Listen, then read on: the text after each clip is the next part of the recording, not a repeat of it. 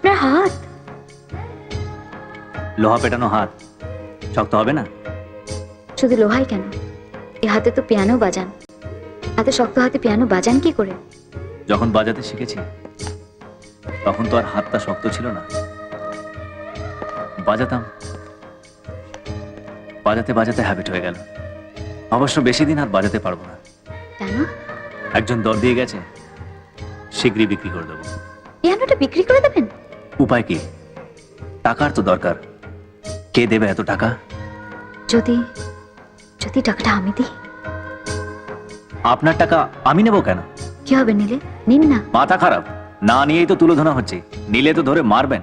বেশ করবো, মারবো। আপনাকে মারাই উচিত। আমাকে মারলে আমিও ছাড়বো না বলে দিচ্ছি। মেয়ে বলে খাতির করবো না। তাই নাকি? করো কি করবে, আবার মারছি। তবে রে ধর তো, ধর।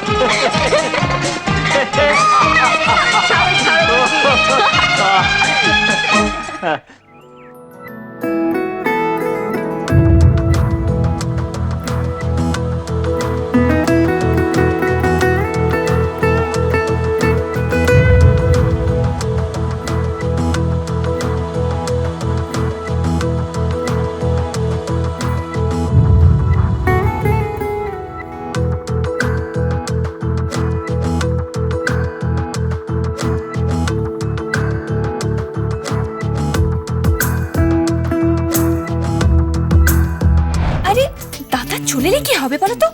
ছাড়ো। ও হ্যাঁ, এইটার জন্য ভাইজি পারমিশন নিতে হবে না? কি করছো? শুনুন, আপনি আপনার বোনের নিরাপত্তার জন্য গোটা শহরে পাহারা বসেছেন, কিন্তু আপনার বোনের ঘরে কে ঢুকছে আর কে ঢুকছে না সেই খবরটা কি রাখছেন? কি করছো খোকা? আরে এই রোজ রোজ ফালতু টেনশন নিয়ে মরাচ্ছে, তোমার ভাইয়ের হাতে হওয়াটা অনেক বেশি ভালো। শোনো না, একটা চুমু দাও না প্লিজ। এই তো শঙ্করটা সেন বোন।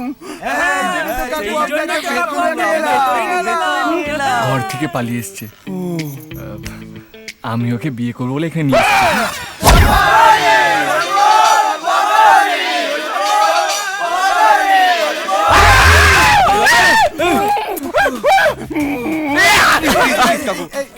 তোমাকে আগে বলিনি কেন জানো? তোমাকে বলে তুমি এখান থেকে পালিয়ে যেতে। না, এটা পুরোটা মায়ের আইডিয়া। হ্যাঁ গো, প্ল্যানটা ওকে আমি দিয়েছি। আমাকেও সেরকম একটা প্ল্যান দাও যাতে এখান থেকে পালাতে পারি। সবসময় শুধু আজে বাজে কথা বল। চুপ করে তো। এই যাও ওদিকে তাড়াতাড়ি রেডি হও, আমরা এদিকে রেডি হয়ে যা। এই চল চল বাবা। আমাদের কিছু প্রশ্ন আছে, আর সেগুলো ঠিক ঠিক উত্তর দিতে পারলেই আমার দাদার সাথে বিয়ে হবে। এই, এটা কি কোন মানাঙ্গা করোড়পতি হচ্ছে যে ঠিকঠাক উত্তর দিতে হবে? এই তুই চুপ কর।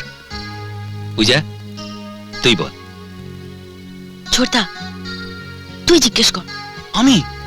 না না, আচ্ছা বেশ। আচ্ছা বলুন তো, বিয়ের পর নতুন বউ বাবার বাড়ি থেকে স্বামীর বাড়িতে কি নিয়ে যায়? নতুন বউ বাবার বাড়ি থেকে শ্বশুর বাড়ির লোকজনদের সঙ্গে ভালো ব্যবহার, সংসারের সব কাজকর্ম করা, সকলের সঙ্গে মানিয়ে চলার শিক্ষা নিয়ে যায়।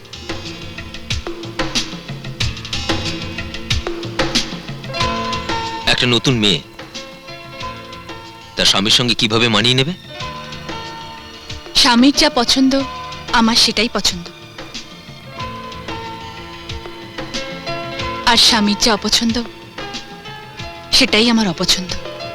আমার একটা লাস্ট প্রশ্ন আছে, দাদার বউকে আমি কি বলে ডাকবো? বাবা মা যদি বেঁচে থাকেন তাহলে বৌদিকে বৌদি বলে ডাকতে হবে, আর বাবা মা যদি না থাকেন তাহলে বৌদিকে মা বলে ডাকতে হবে। বাহ, দারুণ, একদম ঠিক উত্তর। সবাই তো প্রশ্ন করলো, কিন্তু জামাই তো কোনো প্রশ্ন করলো না। আমার ভাই বোনদের প্রশ্নই যথেষ্ট। তাছাড়া যে মেয়ে সবাইকে নিয়ে মিলেমিশে থাকতে পছন্দ করে সে নিশ্চয় চাইবে না যে আমাকে আমার ভাই বোনদের থেকে আলাদা করতে। দাদা ঠিকই বলেছে, বৌদিকে আমাদের খুব পছন্দ হয়েছে।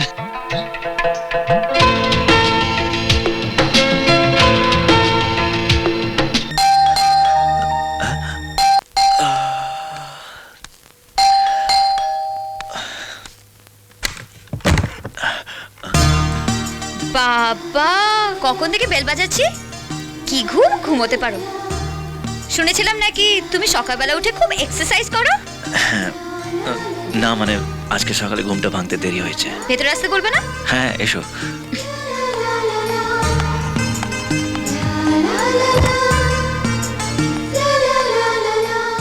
দিনুনি? হ্যাঁ না, বোধহয় বাজারে গেছে। ও, ভালোই হয়েছে। হ্যাঁ বসো। না, আমি বসতে আসিনি, আমার তাড়া আছে। এ না আমার বিয়ের কার্ড। তোমার বিয়ে? হ্যাঁ। কবে ঠিক হলো? কাল। কাল? কিন্তু কাল যে কাকাবাবুর সঙ্গে দেখা হলো, উনি তো কিছু বললেন না। কখন দেখা হয়েছিল? কাল দুপুরে। ও, বিয়েটা তো কাল রাত্রে ঠিক হয়েছে।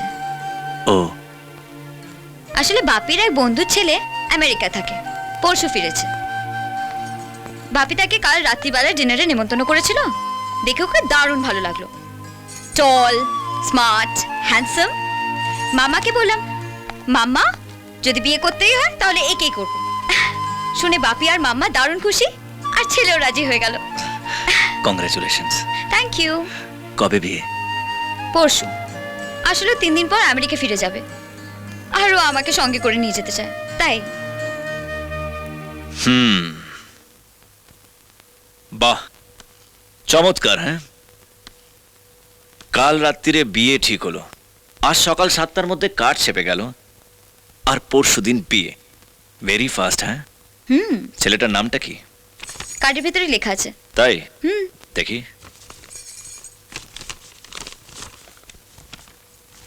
শ্রী মানিকচন্দ্র সাধুখা মহাশয়, আমি আপনাকে ভালোবাসি, আপনাকেই বিয়ে করতে চাই। ইতি রিয়া। পুনশ্চ টিনার সঙ্গে অ্যাক্টিংটা ভালোই হয়েছে। তার মানে টিনা তোমাকে সব বলে দিয়েছে? হ্যাঁ, স্বাভাবিক, কারণ ও আমার বন্ধু, তোমার নয়। কিন্তু রিয়া। নো কিন্তুস। আমি তোমায় ভালোবাসি, আর আমি জানি তুমিও আমায় ভালোবাসো।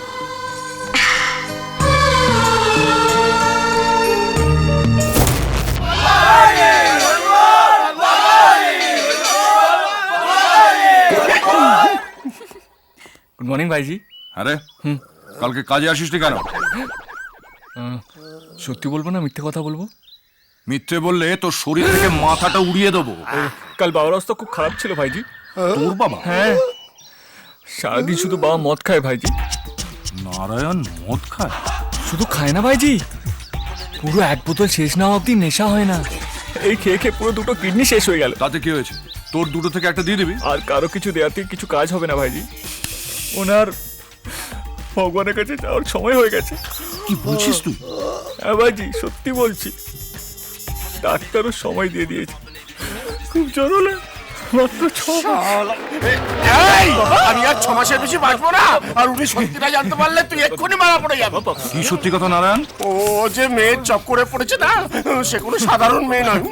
কেন, মেয়ের মাথায় কি শিং টিং আছে নাকি? না না, মেয়ের মাথায় শিং নেই, কিন্তু ওদের বাড়িতে বলি দেওয়ার রামদা আছে। বাড়ি যাবে না বাবা? ওদের কাছে রামদা আছে তো আমাদের কাছেও বন্দুক আছে। তুমি কিছু ভেবো না, যাও। আপনি বুঝতে পারছেন না ভাইজি। আমি বললাম তো তুমি কিছু ভেবো না, যাও। আপনি ব্যাপারটা বোঝার চেষ্টা করুন। আমি দেখছি, আমি দেখছি। যাও। আচ্ছা গেড়ে পাকা ছেলে তো তুই।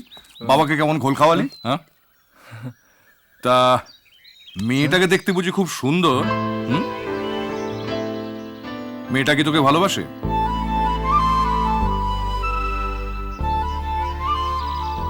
জানি না ভাই। আরে বাসে বাসে, তা না হলে কি আর বাড়ির সবার চোখ ফাঁকি দিয়ে তোর সঙ্গে ঘুরে বেড়াচ্ছে? তা তুই ভালোবাসিস তো?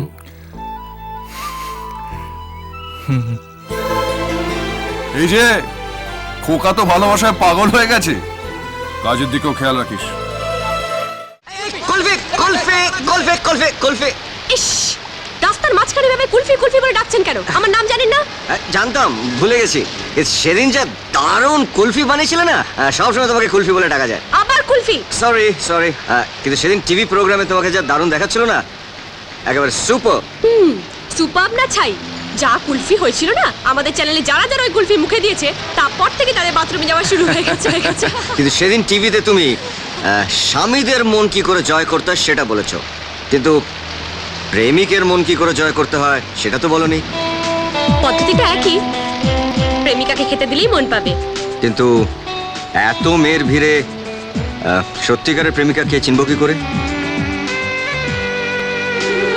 প্রেমে পড়লে মেয়েদের আচার আচরণটা পুরোটাই বদলে যায়। যেমন বৃষ্টিতে ভেজে, রোদে পড়ে, রাতে জাগে, দিনে ঘুমোয়। বৃষ্টিতে তো তুমিও ভিজছ, তার মানে কি তুমিও প্রেমে পড়েছো? কুলফি! সকালটা এত মিষ্টি হতে পারে সেটা তোমাকে দেখে প্রথমবার ফিল করলাম। আমি যতদিন আছি ততদিন এরকমই সেজে বুঝে থেকো। চা রেডি আছে, আমি নিচে যাচ্ছি। তোমাদের কি কোনো কাজ নেই? আরে বাবা, কিন্তু জানতে হবে না কিভাবে হলো। বল না বল। আমরা তো মেনেই নিয়েছি, অসুবিধাটা কোথায়? হবে না হলে কিন্তু ঠিক আছে বলছি। হ্যাঁ বল। আমি সেদিন বাস স্টপে দাঁড়িয়েছিলাম। আচ্ছা ভূমি, তুই নিশ্চয়ই একা ছিলিস না? না, আমার বন্ধুরা ছিল তো একসাথে। তারপর নিশ্চয়ই বৃষ্টি পড়ছিল। ঠিক ঝমঝম করে বৃষ্টি পড়ছিল।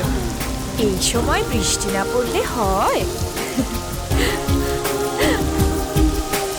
তারপর একটা বড় গাড়ি এসে দাঁড়ালো, সেখানে ছিল কৃষ। ভূমি, তুই তো বলেছিলি কৃষ কেরানির ছেলে। পুরোটা শোনো। আচ্ছা বল। বড় গাড়ির পিছনে কৃষ এলো স্কুটারে করে। আমি ওকে দেখে কি খুশি হয়ে গেলাম। তারপর আমি বাস স্ট্যান্ডে দাঁড়িয়ে থাকতাম আর ও আমায় প্রতিদিন দেখতে আসতো। তার মানে তুই ওর প্রেমে পড়েছিস? বল। না, আমি পড়তে যাবো কেন? হই পড়েছে।